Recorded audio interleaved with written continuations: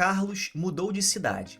Agora, ele precisa reaprender a fazer coisas que antes ele sabia como e onde fazer. Dentre essas coisas estão as compras no mercado. No novo bairro, existem dois mercados próximos, um grande e outro pequeno, que ficam exatamente um ao lado do outro. A fim de economizar tempo e encontrar todos os produtos que precisava, Carlos decide fazer as compras no mercado grande. Ele encontra todos os produtos que precisava, mas, para a decepção de Carlos, as verduras e legumes do mercado grande parecem velhas e rançosas. Carlos então vai até o mercado pequeno, que para sua surpresa possui prateleiras repletas de verduras e legumes frescos e bonitos.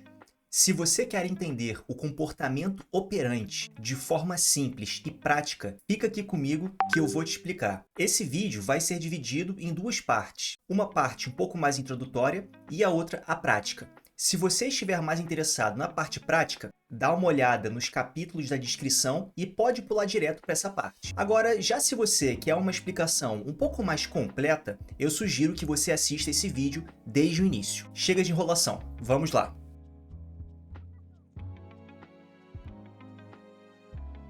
Para que nós falemos sobre comportamento operante, é interessante de se traçar uma linha do tempo e entender em que ponto a construção do conhecimento behaviorista se encontrava quando Skinner formulou ali o paradigma do comportamento operante.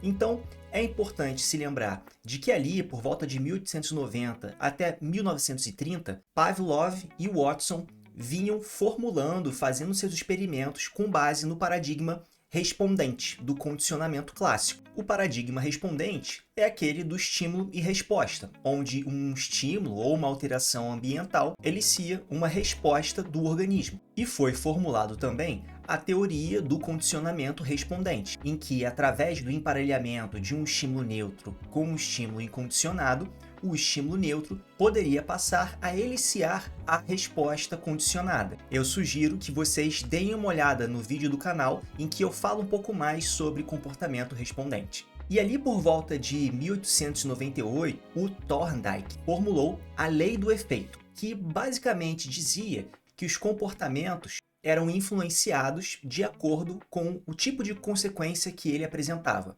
onde comportamentos mais satisfatórios tendiam a aumentar de frequência, a aumentar de ocorrência, enquanto os comportamentos com efeitos indesejáveis tendiam a diminuir de ocorrência, diminuir de frequência. E aí Skinner, ali por volta de 1930, estudando o behaviorismo, constatou que o paradigma respondente não era o suficiente para explicar uma miríade de comportamentos. Então, juntando a construção do conhecimento feita por Pavlov e Watson com a lei do efeito de Thorndike, Skinner formulou a ideia de que a ocorrência de determinadas respostas são influenciadas pelas consequências passadas e o ambiente antecedente em que ela ocorreu. Então repare que ele pegou duas grandes ideias: a importância de um estímulo antecedente, que vinha ali de Pavlov e Watson, junto com a importância da consequência da resposta, que veio da lei do efeito de Thorndike.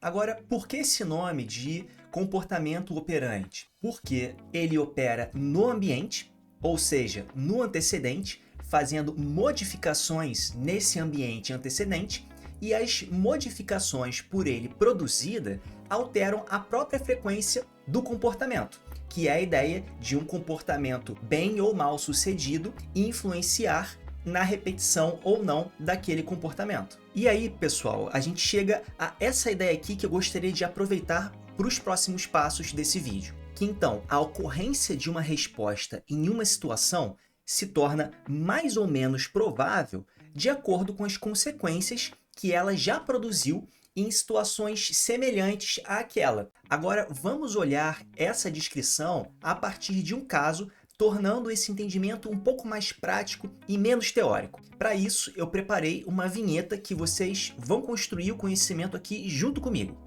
Carlos mudou de cidade.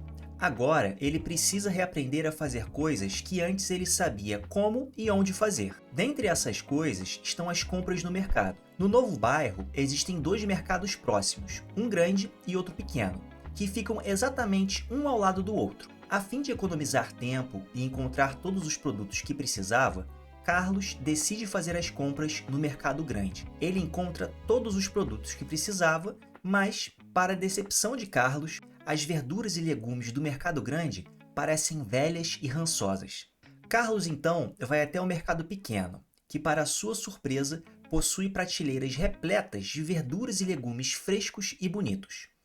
Carlos passa a comprar as verduras e legumes no mercado pequeno. Agora, pessoal, vamos analisar a resposta de comprar legumes de Carlos. Então, nessa primeira tabelinha aqui que eu preparei para vocês, nessa primeira análise funcional, olhemos a resposta de comprar legumes. Então, ele foi comprar legumes no mercado grande. A consequência que ele obteve foi de legumes murchos e sem vigor. O que acontece com a frequência da resposta de comprar legumes no mercado grande se ele obtém legumes murchos e feios? Ela diminui, ela para de ocorrer. Agora, nessa segunda situação, em que o Carlos vai comprar os legumes no mercado pequeno, o que acontece? Ele obtém legumes frescos e bonitos. Então, a partir dessa consequência, o que acontece com a resposta de ir comprar legumes no mercado pequeno? Ela aumenta ou ela diminui de frequência? Ela aumenta de frequência. Ela continua a ocorrer. Agora, vamos voltar para aquela afirmativa sobre o comportamento operante e marcar exatamente o que ela representa nessa análise funcional. Antes de nós seguirmos, eu te peço humildemente para que deixe o seu reforço positivo, curta o vídeo, se inscreva no canal se ainda não é inscrito e compartilhe esse vídeo com alguém que você acha que pode se interessar. Então, a ocorrência de uma resposta, comprar legumes, em uma situação que é no mercado, é mais ou menos provável, a frequência, de acordo com as consequências, a qualidade do legume que ele compra, que ele já produziu em situações semelhantes àquela que foi o mercado onde ele foi comprar. Quando uma resposta passa a se tornar mais frequente em situações parecidas com aquela em que ela ocorreu, nós dizemos então que essa resposta produziu reforço, ou que o estímulo consequente foi reforçador. No caso de comprar legumes lá do Carlos, se depois de comprar legumes frescos do mercado pequeno, Carlos voltou a comprar legumes naquele lugar, significa que ter comprado no mercado pequeno produziu reforço, ou, em outras palavras, os legumes frescos foram reforçadores. Reforço, então, é uma relação entre uma resposta e um estímulo consequente que aumenta a probabilidade da ocorrência de novas respostas como aquela, em situações semelhantes em que ela ocorreu. E se você quer saber mais sobre reforço, consulte o vídeo no canal sobre a diferença entre reforço e punição. Dentro do paradigma do comportamento operante, formulou-se também o processo de discriminação operante, que descreve as situações em que uma resposta produz reforço. O tipo de estímulo que sinaliza a disponibilidade de um reforço é chamado de estímulo discriminativo, ou SD.